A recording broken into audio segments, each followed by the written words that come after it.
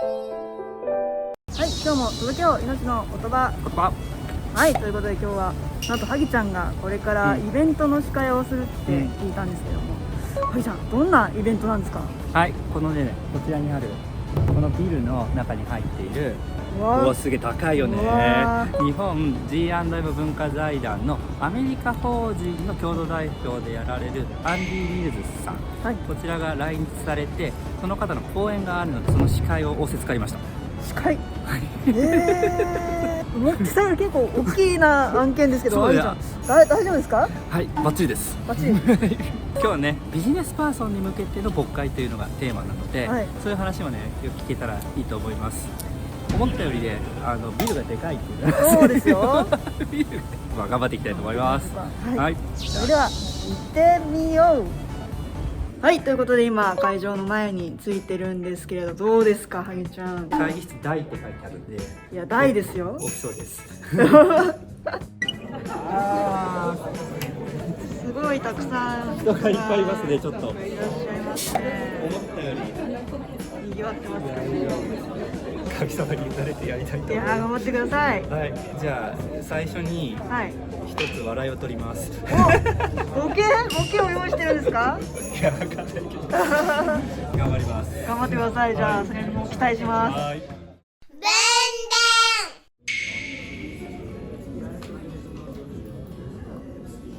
皆様、ハレルヤ。本日司会を務めさせていただきます命の言葉社の萩原裕太と申します。仕事に家庭に信仰に頑張る夢見る38歳です。今日はよろしくお願いいたします。はい、本日はミルズ会長より仕事について聖書的な観点からご自身の経験と研究に基づきお話をしていただきます。それではアンディ・ミルズ会長、よろしくお願いいたします。Thank you very much and good morning to you. It's wonderful to be in Tokyo.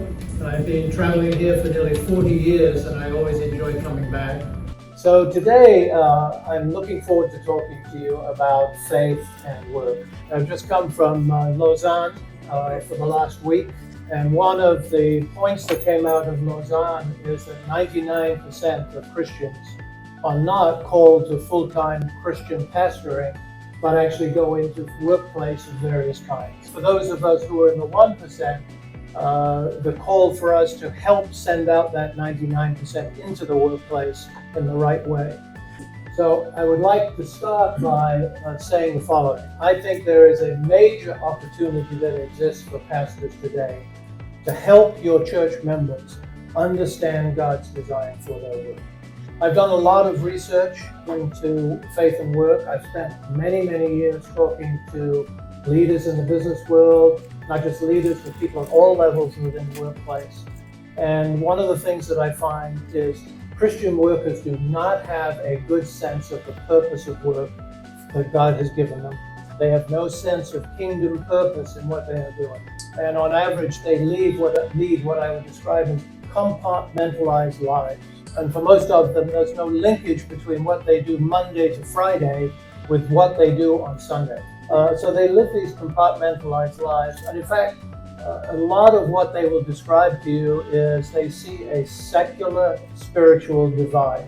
So many people say to me, I'm working hard so I can make enough money so I can stop working and do something for God. As I hope to show you this morning, that is totally wrong thinking. In fact, as I look at most people in the workplace, they fit on a continuum between idolatrous on one end and utilitarian on the other. Now, what do I mean by that?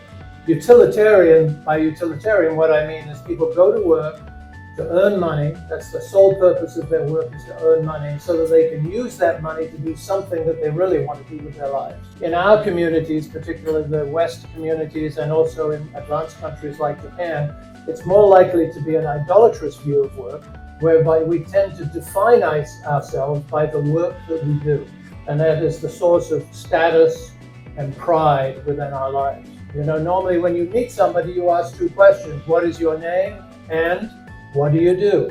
Now, maybe it's just me, but I think it's a common experience that 15 minutes later, you've forgotten the name but you remember what they do. Because that's how we define ourselves, and that tends to be idolatrous.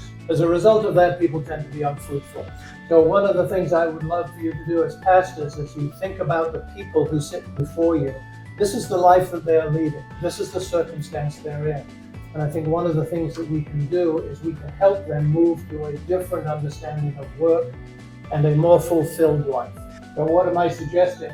I'm suggesting that we help Christians rediscover their Christian identity in the work. And there's such an importance in the role of Scripture and the role of you all as pastors to make that happen. Just to begin to understand the theology of work and the identity that we have in the workplace. When it comes to work, your people are called by God, they are co-creators with God, and they are culture bearers with the responsibility of creating a healthy culture wherever they work. And I think you can see from this identity already these three things. This is an important calling.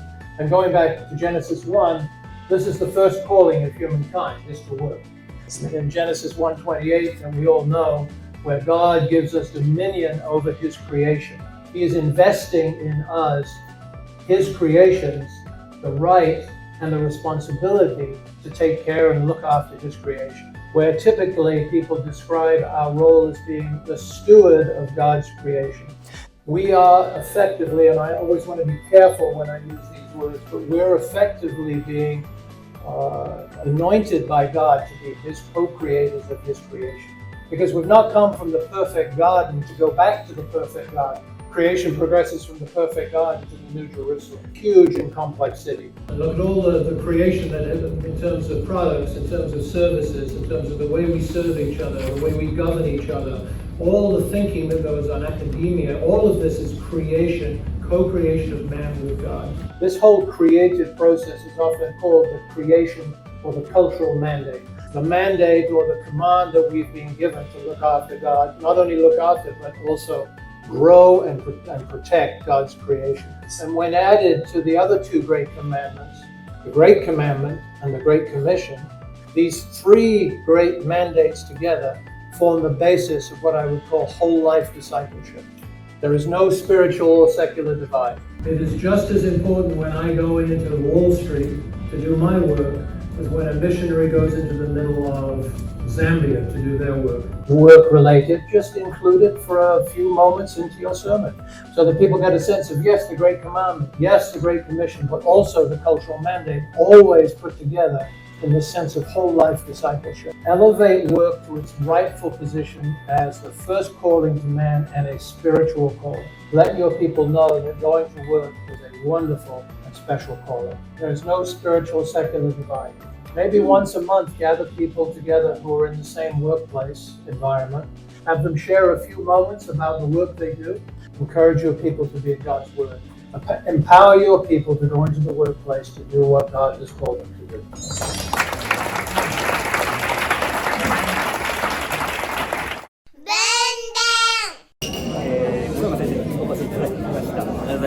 今日の講演聞かれていかがですか？はい、今日はアンディ会長からお話を伺って、ビジネスパーソンの方々が社会に送り出されている、そのこと、その大切な働きのことがまさに神様の使命であるということを改めて実感させられました。私自身研修前に新聞社で5年間働いていた経験があるんですけども、もう職場にクリスチャンがいないそのような中にクリスチャンが使わされるっていうことは本当に孤独を感じたり、また戦いもあると思うんですけれども、その中で神様の使命を持ってそこに使わされていると今日もね教えられたんですけども、牧師がまた教会がどのように励ましていけるか、そのような鍵が今日のセミナーで語られたそのように思います。はい、はい、それでは今日は旧西軍の浅沢大尉も来てくださっています。隠れファンです。ありがとうございます。まさかの隠れファンでありがとうございます。はい、どうでしたか今日は。そもそもなんですけども、本当に今日言われたように日曜日と月曜日から土曜日っていうのが本当分かれていたなっていうのをすごく感じました。やっぱり本当信徒さんの多くっていうのはやっぱこの世で働いておられる。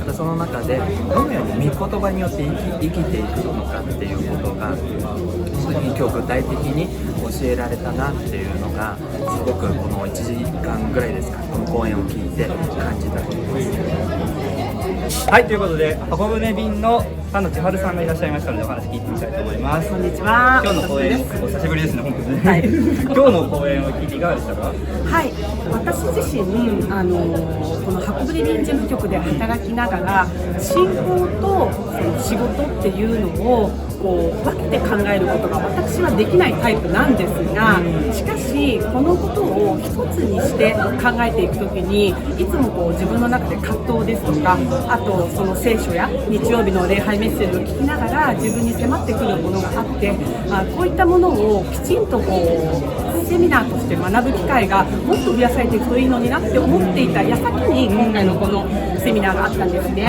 私自身が思ったことは、この箱舟便として回っている時に本当にこの仕事に対して熱意を持ちながらも、しかしこう疲れを感じておられる方々ですとか、実際に教職者の皆さんがその牧会やあるいはその教会の働きにこう疲弊をしてしまっているような、そういった状況も見る中で、やっぱりこれことを教職者任せにだけにはしてはいけないんだっていうことを一信徒として私今回思ったんです。仕事っていうのは神様の栄光を表していくために、やはりそのビジョンとして受け取っていくっていうこと、それをその教会でシェアして、あるいは自分が使わされている職場やあるいは家族にもそういったことをこう表していくっていうのがすごく大事なことだなって思いました。はい、ということで今、イベントが終わりましたけれども、はぎちゃんどうでした？